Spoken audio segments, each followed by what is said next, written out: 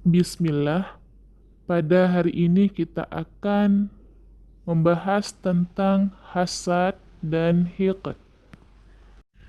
Yang pertama adalah hasad. Apa yang dimaksud dengan hasad? Secara bahasa, hasad berarti iri hati atau dengki. Adapun secara istilah yaitu berharap hilangnya kenikmatan dari diri seorang lain. Adapun lawan hasad adalah ghibthah. Apa yang dimaksud dengan ghibthah? Ghibthah yaitu seseorang berharap mendapat nikmat seperti orang lain, tanpa mengharap nikmat tersebut hilang dari pemiliknya. Dan hal ini di dalam Islam diperbolehkan. Lantas, apakah hukum perbuatan hasad? Hukumnya adalah haram di dalam Islam. Mengapa diharamkan? Karena hasad merupakan bentuk penentangan terhadap takdir Allah dan menunjukkan sikap ketidakrelaan terhadap takdir tersebut. Hasad bentuknya bisa bermacam-macam. Yang pertama, seseorang berusaha menghilangkan kenikmatan orang yang dihasadi dengan berusaha memindahkan kenikmatan itu kepada dirinya. Yang kedua, seseorang berusaha menghilangkan kenikmatan orang yang dihasadi, hanya saja dia tidak berusaha memindahkan kenikmatan itu kepada dirinya.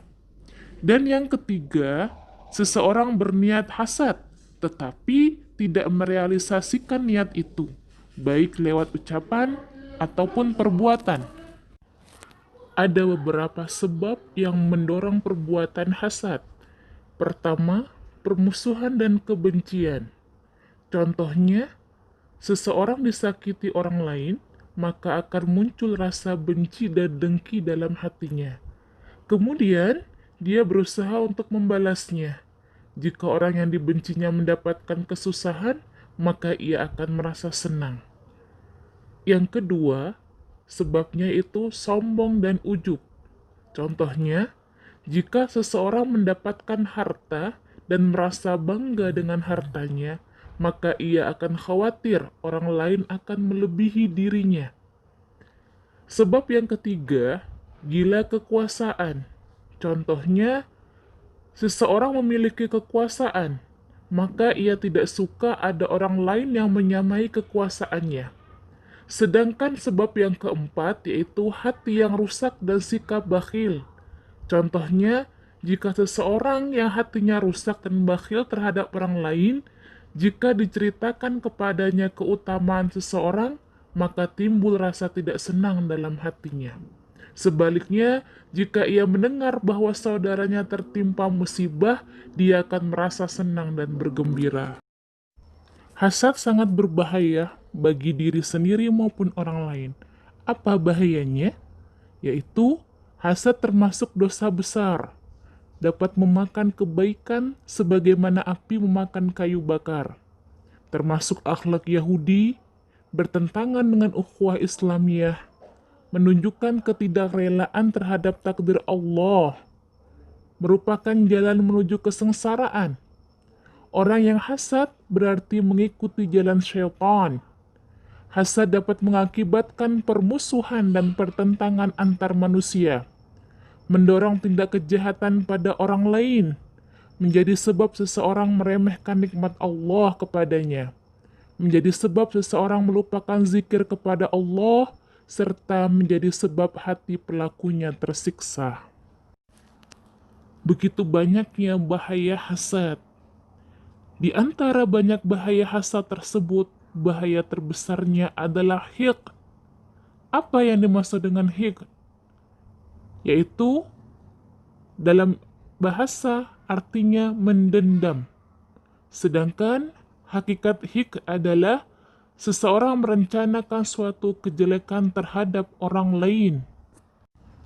Contoh nyata dari sifat hiqd yaitu kisah dua anak Adam alaihi salam yaitu Qabil dan Habil, bahwasanya keduanya berkorban, sedang salah satu korban tidak diterima, yaitu korbannya Qabil.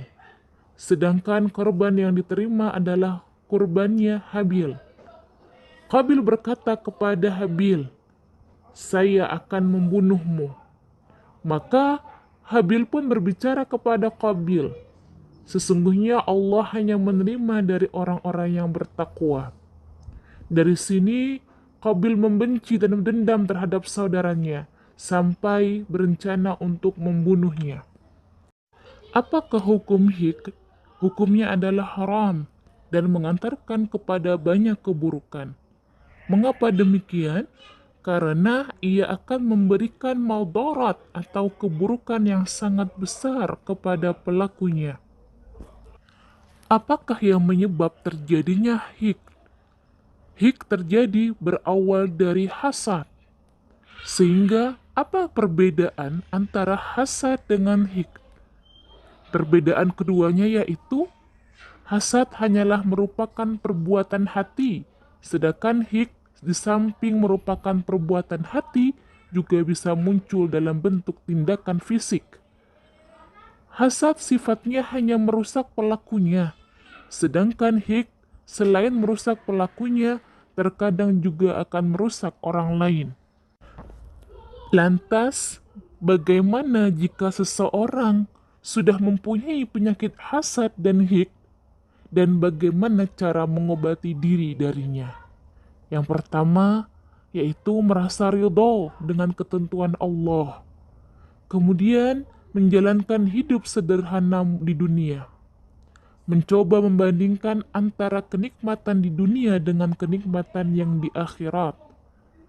Serta menjadi seorang pemaaf dan lapang dada. Kita masuk pada pembahasan berikutnya, yaitu takabur. Apa yang dimaksud takabur? Takabur disebut juga dengan kibr atau istikbar, yang artinya sikap sombong, yaitu seseorang merasa kagum terhadap dirinya sendiri karena adanya keistimewaan padanya, dan dia melihat orang lain lebih rendah dari dirinya. Nabi SAW bersabda, "Al-kibru batarul haqqi wa ghamtun nas." Kibr adalah menolak kebenaran dan meremehkan manusia. Apa hukum takabur? Hukumnya haram dan sangat dilarang dalam Islam. Bahkan ia bisa mengantarkan kepada kekafiran. Banyak ayat maupun hadis yang berisi tentang celaan, ancaman, dan pengharaman terhadap sikap sombong ini. Allah berfirman dalam Quran surah Luqman ayat 18 yang artinya, "Dan janganlah engkau palingkan mukamu dari manusia karena sombong, dan janganlah kamu berjalan di muka bumi dengan angkuh. Sesungguhnya Allah tidak menyukai orang-orang yang sombong lagi membanggakan diri." Serta Rasulullah bersabda yang artinya, Allah Ta'ala berfirman, "Kemuliaan adalah sarungku dan kesombongan adalah selendangku. Maka barang siapa mengambil alih dariku, aku akan mengazabnya." Dari hadis ini pun menjelaskan bahwa sombong adalah sifat kekhususan bagi Allah dan tidak boleh seorang pun dari makhluknya untuk menyandangnya. Dari mana lahirnya sikap sombong? Sikap sombong lahir dari rasa ujub. Apa yang dimaksud dengan ujub? Ujub adalah bangga terhadap dirinya tanpa memerlukan orang lain. Syekh Utsaimin berkata, rasa ujub itu hanya di dalam hati. Namun, jika sampai terlihat pengaruhnya, maka ia menjadi bentuk kibr atau sombong. Perbedaan antara kibr atau sombong dengan ujub, yaitu ujub hanya ada di dalam hati, sedangkan kibr atau sombong muncul dalam bentuk perilaku.